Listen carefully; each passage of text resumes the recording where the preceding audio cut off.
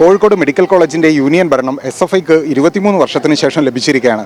ഇപ്പോൾ ഇതിൽ വിജയിച്ച ഒരാൾ മുൻ മന്ത്രി കൂടിയായ KT ജലീലിൻ്റെ മകളാണ് KT സുമയ്യ.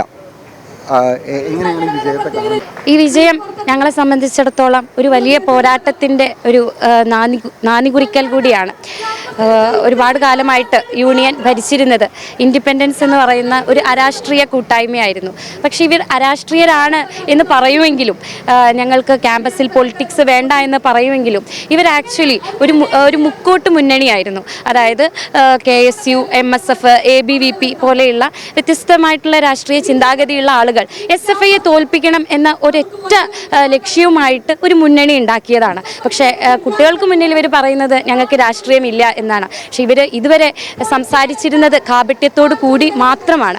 അപ്പോൾ ഈ ഒരു 23 വർഷം SFI യൂണിയൻ ഇല്ലാതെ, ഒരൊറ്റ സീറ്റ് പോലും ഇല്ലാതെ ഇവിടെ നിലനിന്നത് ഒരു വലിയ പോരാട്ടത്തിൻ്റെ കഥ കൂടി ആ നാളുകൾക്ക് പറയാനുണ്ട്.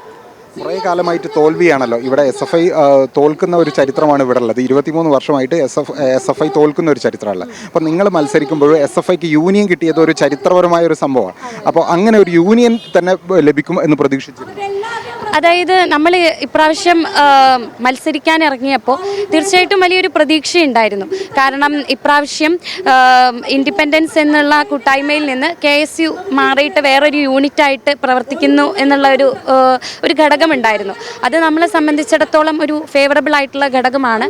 കാരണം ഈ കാപട്യത്തിൻ്റെ മുഖംമൂടി അണിഞ്ഞവർ അവരുടെ രാഷ്ട്രീയ നിറം കാണിച്ചുകൊണ്ടിരിക്കുകയാണ്. അപ്പോൾ ഒരു ഫേവറബിൾ ആയിട്ടുള്ള ഒരു ഘടകം അവിടെ ഉണ്ടായിരുന്നു. എങ്കിൽ പോലും ഞങ്ങൾക്ക് പറ്റാവുന്ന എല്ലാ റിസോഴ്സസും വെച്ചിട്ട് ഏറ്റവും മാക്സിമം എഫേർട്ട് എടുത്തിട്ട് ഇപ്രാവശ്യം യൂണിയൻ പിടിക്കണമെന്ന ലക്ഷ്യത്തോടു കൂടി തന്നെയാണ് ഇറങ്ങിയിട്ടുണ്ടായിരുന്നത്. ഞങ്ങളുടെ പ്രയത്നം വിജയം കൊണ്ടു എന്നുള്ളത് ഏറെ സന്തോഷം തരുന്ന കാര്യമാണ്. ഇപ്പോൾ KT ജലീൽ CPMൻ്റെ സഹയാത്രികനാണ്. മകൾ SFIയുടെ സഹയാത്രികയാണോ അതോ SFIക്കാരി തന്നെയാണോ? അല്ല, ഇപ്പോൾ അടുത്ത് ഉപ്പയും കൂടെ മെമ്പർഷിപ്പ് എടുത്തിരുന്നു. അപ്പോൾ സഖാക്കൾ തന്നെയാണ്. ഞാനും സഖാവാണ് SFIയുടെ. ഞാനിവിടെ വന്ന ഉടനെ തന്നെ നമുക്കിവിടെ കുറേ പ്രശ്നങ്ങളുണ്ട്. അതായത് ഓരോ ഡിപ്പാർട്ട്മെൻറ്റിലും നമുക്ക് കുറേ കാര്യങ്ങളൊക്കെ അപര്യാപ്തമായിട്ട് വരാറുണ്ട്. റെസിഡൻസിൻ്റെ കാര്യം എടുക്കുകയാണെങ്കിൽ ഡ്യൂട്ടി ടൈമിലൊക്കെ വളരെ ഡിഫിക്കൽട്ട് നേരിട്ടിരുന്നു.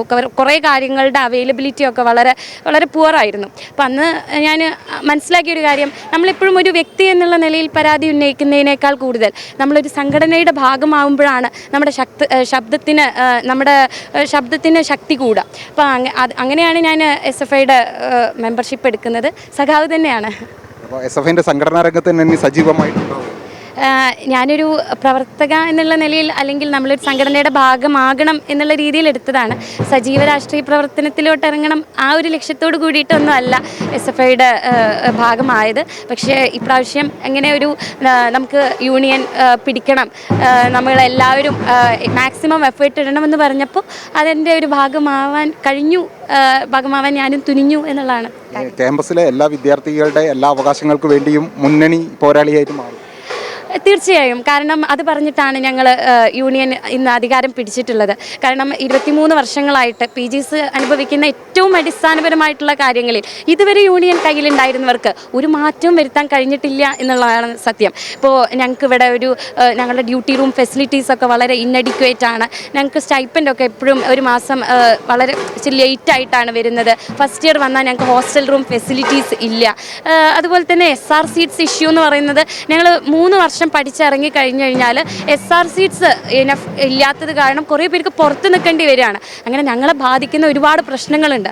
അതിൽ തീർച്ചയായിട്ടും പരിഹാരം കൊണ്ടുവരണമെന്നാണ് ഞങ്ങളുടെ ലക്ഷ്യം. അതിനു വേണ്ടിയിട്ട് തികഞ്ഞ ആത്മാർത്ഥതയോടുകൂടി ഞങ്ങളെല്ലാവരും പ്രവർത്തിക്കും.